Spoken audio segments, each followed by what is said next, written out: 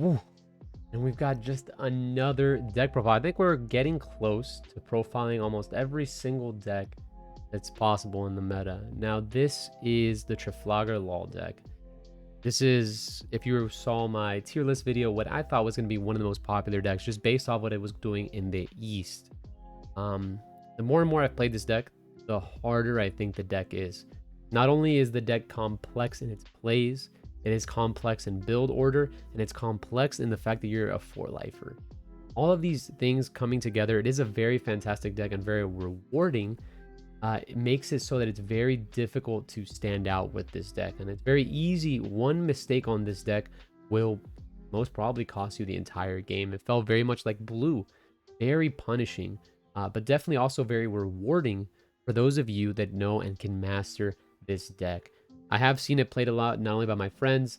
I have been also playing it a good amount, and if you guys have seen any of the tournaments, I think a really great showcase of this is even in this next set.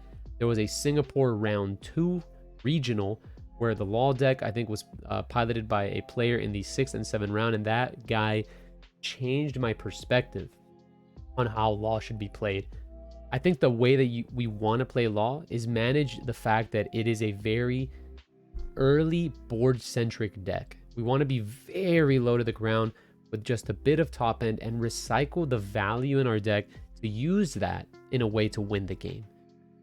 Use our one cost cards to turn into 5s, and use the 5s in order to win, and use the 1s as counter power and as filters to get there. So without further ado, this is my take on Law that's been tested. This is not the list that was profiled in the previous video. This is a list that has been in the amalgamation of a couple weeks of testing between different players, thought process, theory crafting, and I think here's where we finally ended up. So with that, I'm going to start off with the red portion. I'll leave the green over here. I'm going to start off with the red. And once again, one of the strongest cards in the game. If you've noticed, we've got Otama. Not only is Otama a fantastic 2k counter, Otama allows us... Ooh, she's hidden by my head. Allows us to play it down, minus 2k power, use Law's effect, recycle, and then continue the turn. It's one of the cards that, because of its one cost, it can actually be played in this deck as opposed to be using for combo power, and it doesn't necessarily need to be comboed with other cards. It's just singularly a very strong and powerful card that we can then use to extend for multiple cards onto the board, and then use our leader to get value and then win the board state like that. If you guys notice at the end of the deck profile, you're going to see a lot of weenies in this deck, and weenies don't really attack. So most of the time people are swinging at our face. We have blockers, we either take the damage, and that's how we get our card draw and continue advantage as we beat their board down. But if someone were to, per se, not use their board to go for ours and use face, and we don't have Nekomamushis or Izos, we're going to have a tough time. Continuing off our small red weenie stat lines, we've got 3 of Tony Chopper. It is a 1 cost, it is a blocker, it is searchable. It does what it needs to do. And then for our last piece of interesting interaction, we've got 3 of the Suction Nami. And the reason I like this Suction Nami, it is, again, a 1 cost that lets us get to our stat line. It's almost, in a sense, a free card, because the Dawn that you use to play her, she then uses to pump one of your 5s, then you bounce her, and you continue your turn. It really allows you to churn out the power that the deck is kind of lacking in terms of its small cards, and then lets you get to your 5-card standpoint. Once you get to your 5-card and your leader ability is online, that's kind of when your leader levels up. And once this leader levels up, that's when things start to get a little out of hand. Obviously in succession with other cards, but step 1 is getting to 5, and all these cards facilitate that, along with one of the best searchers in the game, if not the best searcher, the card that you want to be recycling more than anything, the 1-drop Nami. Now, the 1-drop Nami, the reason she is so recyclable is because, again, when she is played, enter the battlefield, we go ahead and we search our deck, and that is very, very powerful. The fact that we can go ahead and use Law's effect, use pay 2 to bounce a card, not have to actually play a card, and then can play the Nami back and just continue to get advantage, searching for our pistol, searching for the cards that we really need to win the matchup, is really, really strong. This Nami gets, as long as you see one of this Nami is going to be summoned 3 or 4 times over the course of the game. It's absolutely insane. But it's definitely a card that we need to see in this deck. And because of that, we play 4 of it and must abuse it. In terms of our 2K counters, besides the Otama, we've got Brook. Why is Brook so good? When he is played, free. The 2 Dawn that you use to play this guy is basically free. Similar concept to the Nami, but this just gives you a 2. Nami is usable over the course of more turns, and then this card is most likely getting played, bounced, played, and then just really pushing for damage. That's what Brook does, and it does it in such a great way that, and the fact that it is searchable makes it a perfect 2K counter for the Law deck. And rounding up now our attackers in red, we have Nico Robin. Now, Okiku and Nico Robin are very similar cards. The reason we don't play Okiku is because of the fact that we just do not play Wano cards. We do just not play the Momonosuke, although you can fit Momonosuke in here if you want. But I find that going for 3 searchers in terms of the Bonnie, the Nami, and the Momo will eventually net you some negative effects, and you'll more often than not, start whiffing on this deck. So Nico ends up being played over Okiku morely because it has combo power, it fights for board, it deals with blockers, and it just gets there a little bit more than Momo does. And it is a card that is easily recyclable as a 3 cost to be restood, replayed off of our Laws, hero, and character card. Some of the aggression that the deck is finally missing, the cards that push for game and push for power, is Zoro. Zoro comes in and he deals with board. Again, most often than not, Zoro is a board control card. He stands, he does not rest himself. He doesn't have to attack the turn that he is summoned, although you're not making use of the great stat line that is Rush. It's very difficult to turn this guy sideways and protect him in this deck. This deck, although I am showing you a couple of 2Ks here, does lack in the counter front. And in doing so, it's very difficult to have this guy with protection that is surely good enough to defend him. Therefore, there is something to be said that if you have enough Dawn, you've reached the 5 character threshold, you can run out the Zoro, swing, activate effect, restand the Zoro, play a Bonnie, play a insert green card here, a Law preferably, rebounce the Nami, play the Nami, and then now we're getting the effects that we want to do and want to happen.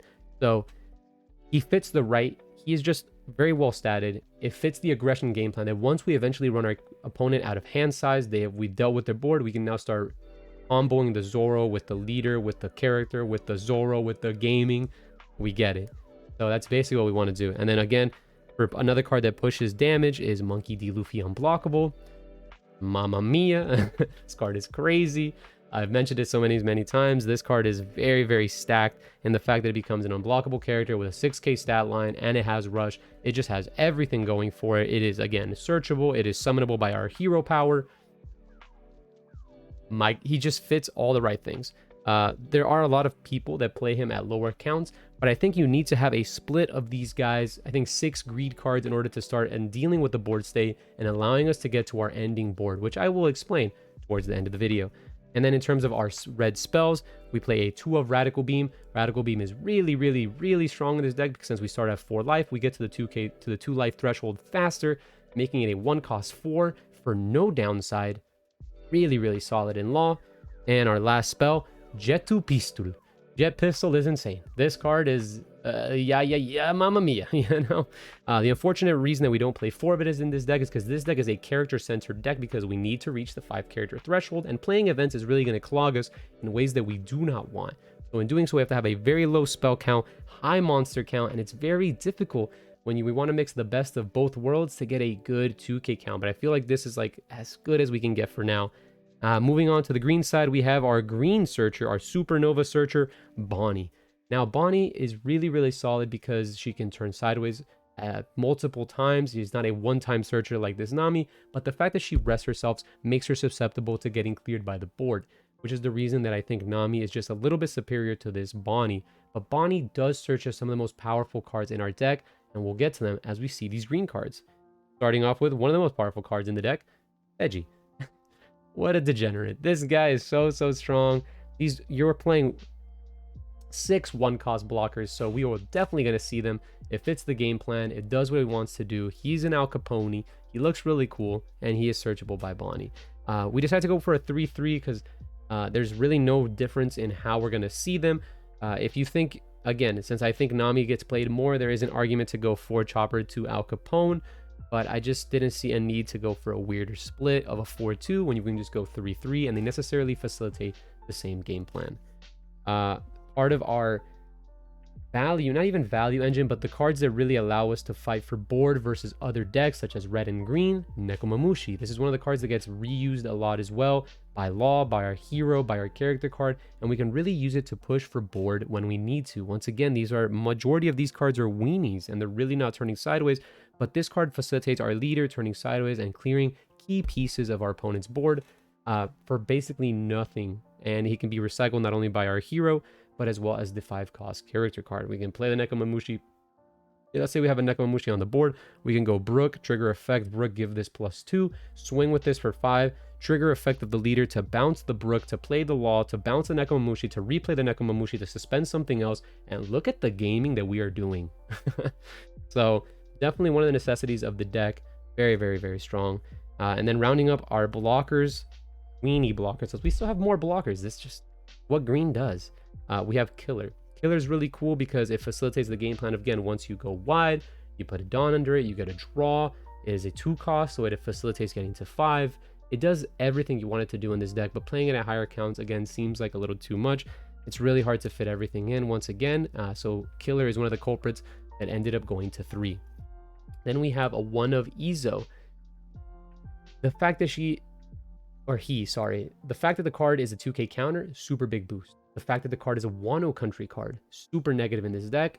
Again, it just comes down to deck build, right? If you went for the Momonosuke's as opposed to the Jewelry Bonnies, you can argue that the Izos, you can play Okiku instead of Nico, and you can really start changing things around. But that's what's so interesting about Law.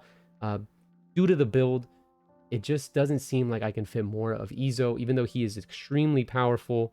It's just not enough. So for that, I'm out. Nah, just kidding. For that, it is a 1 of. It does have a fantastic effect that, again, allows you to facilitate your hero to go into your very strong red engine while also doing a very good enter the battlefield effect.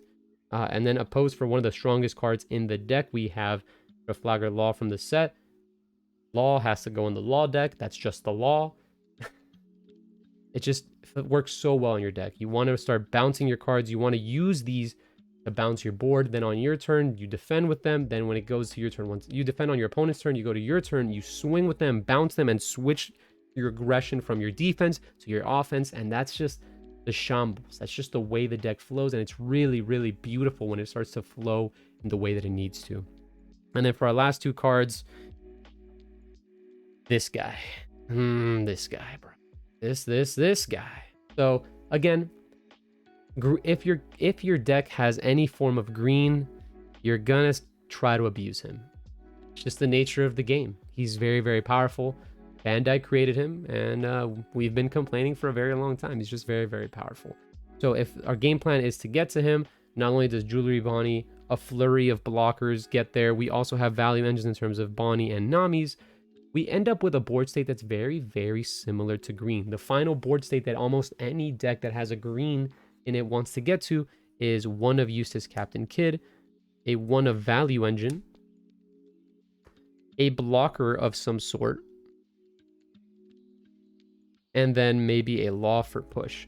It's just these cards are the cards that you always see towards the end of the game. The board states look very, very similar, almost copy and pasted, because that's what your deck is aiming and trying to do.